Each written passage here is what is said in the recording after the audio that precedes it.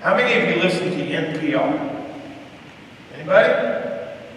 Well, I heard some of you have got copies of my sermon. This early part's not going to be in there. I heard a discussion of nihilism on the way into church this morning that I thought was excellent. Nihilism is the extreme rejection of religion, of life as having any meaning whatsoever. The argument is you just are, there is no purpose, you're a biological entity, you're birthed, you live, you die, that's it. No meaning, no purpose. And the discussion was about how in our culture today, and for many years, centuries, since the Enlightenment, there has been a pull into that nihilistic view of life. It's very well demonstrated in all these zombie movies today that young people like. It's like life is eat or be eaten. Without purpose, you're just there to feed yourself, and as long as you can, and then you go on. And I want to tell you, there is no philosophical argument been made or will ever be made that can prove faith. You'll never find a minister smart enough to prove the existence of God. Nor will you find one smart enough to prove the non-existence of God. Nor a scientist smart enough to prove the non-existence of God. Here in this world post-enlightenment, it's called post-constructionist, post-modern, we create, in a sense, based on our experiences, our own personal reality. And when you gather into a congregation, in a sense, you're gathering together with a group who have joined their personal experience of God. We don't get there by reason. Soren Kierkegaard, the great Christian philosopher, said, we require in each of our lives a leap of faith. And it's a leap that's beyond reason, beyond what we can prove. And the reality is, some leap and some don't. And some leap and then later leap back. I'm reminded of the farmer. It's an example of life without faith. They asked the farmer, how's your cotton this year, Farmer John? He said, didn't plant none, worried about the boll weevil. Well, how about your cornfields? Didn't plant none, worried about drought. Well, what about your potato patches? Didn't plant no potatoes either. Worried about potato bug. Matter of fact, I didn't plant nothing. I played it safe. Thomas, thank you. Thomas was playing it safe. If I cannot see with my eyes and touch with my hands the scars, I will not believe. And Jesus said, blessed are those who cannot see yet believe. Blessed are those who live by faith. Folks, what is faith? What is faith? Martin Luther defined faith as trust. Now here's the thing. In Greek, in the New Testament, faith isn't a noun. Faith is a verb, an action word. So when it says faith in the New Testament, it's awkward, but you really ought to translate that, not that they had faith, but they were faithing, I-N-G. They were trusting, I-N-G. I want to ask you a question this morning. Yes, question. When was the last time you did something on trust? Absolute trust. When's the last time you did something with someone, to someone, for someone on faith? The critique is made of modern-day Christian that we are functional atheists. We claim to be trusting, we claim to be faithing, but we so structure our lives, our structures, our organizations. We so structure it that we are in reality functional atheists. We don't like the need to trust. We don't like the need to exercise faith. We want to cover all the angles. And I will tell you, we human beings don't have the resources to cover all the possibilities. And if we try to wait on that, we'll be like the farmer in the service of certitude, just chose not to plant.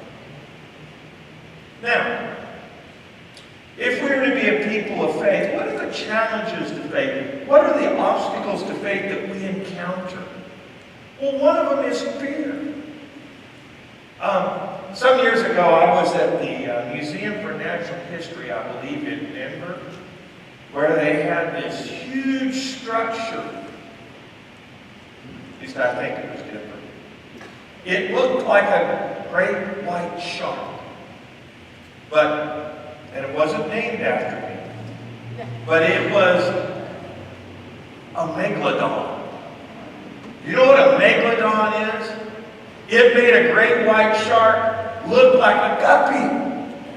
And when I stood looking at that beast, shivers ran up and down my spine. Even in a museum, even as a replica, which it mostly was, it was frightening. It was scary. It made me a little bit afraid. And it's understandable. Think about it. Fear can be an obstacle to faith. Fear can be a problem, and is a problem, when it inhibits life. And it can inhibit all aspects of our lives. We can live in fear for our health, our financial security, what our children are going to do, when they're going to grow up, who the next politician that represents us will be. We can live our lives in fear. And it will undermine the practice of faith. A second obstacle to fear, or to faith, is when we give in to despair. Now listen to me. I'm not talking about clinical depression here. When a person like Robin Williams takes their life, and I've done a number of services over the years for young people and older who've committed suicide coming out of clinical depression, I'm not talking about that.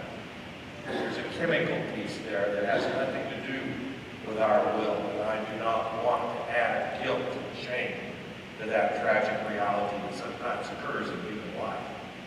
Despair, though. Despair when it's because we have given up.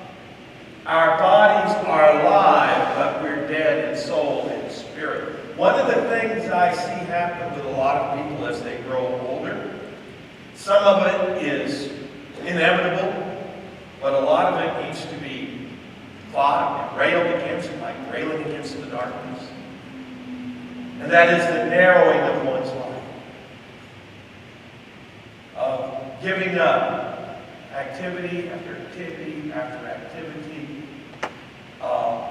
until there's very little in a person's life. Despair is when we quit trying. And another obstacle to faith and to living faithfully can be doubt. Doubting Thomas had an obstacle to his faith. How many of you have ever doubted? I need to see a sea of hands here, right?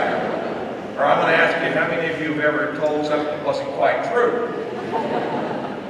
We've all had our doubts about God, about faith, about people, about the future. And I will tell you, doubt, if we simply leave it there, can be an obstacle. But doubt can also be something good.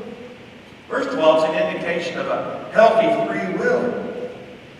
But beyond that, I will tell you that doubt is the primary avenue to faith. That doubt is the ground in which that farmer needs to grow his crops. It's when we encounter seasons of doubt that we can hear God most clearly. And frequently, other human beings provide good opportunities at that time. Outside of Yuma,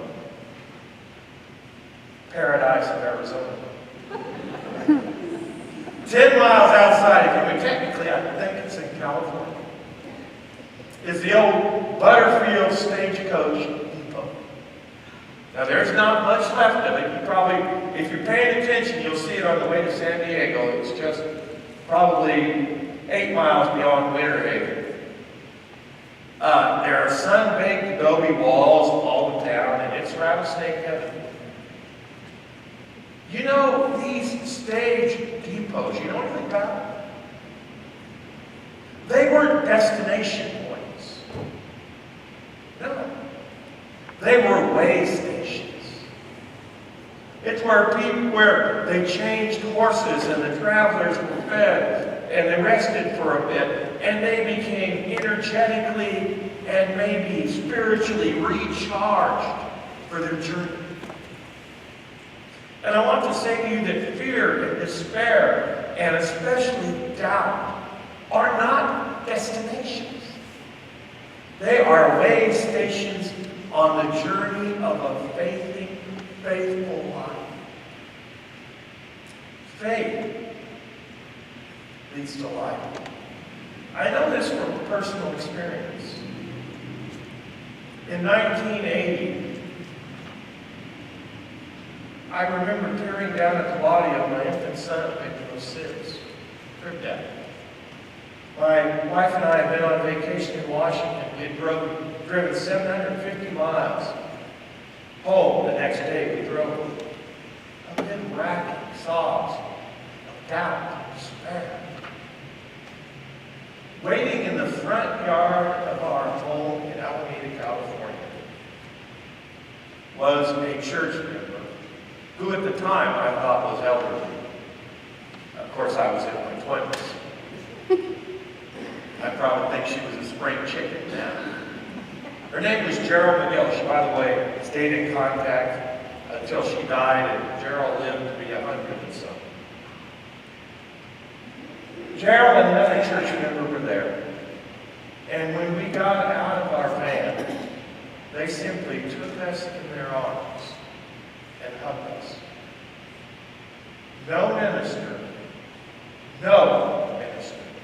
has ever given more ministry to another human being than Gerald gave to me that day. She was a way station. There was a lot of pain ahead, but even in that moment, the healing began.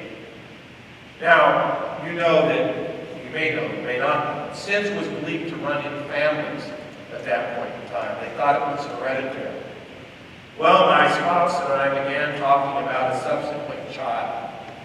Well, given the fact that sometimes my thinking cap is my worst enemy,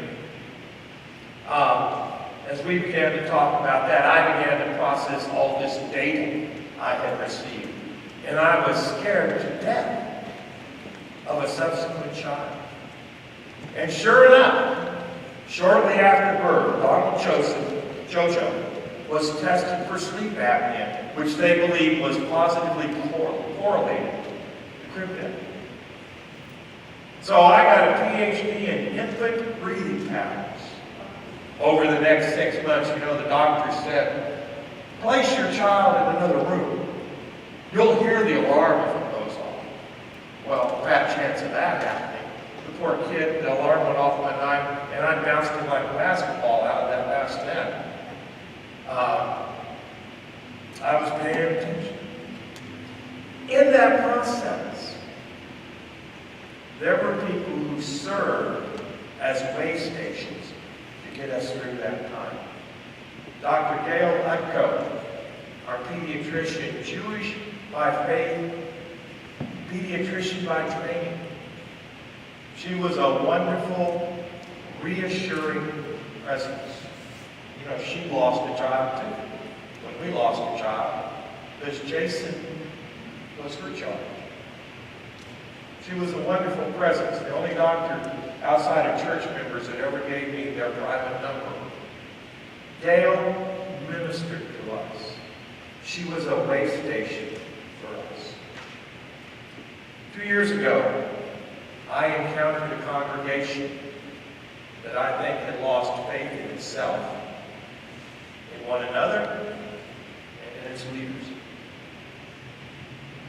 Because of transparency for all of you and the openness of all of you and communication that's been very intentional, I believe we have begun to trust again.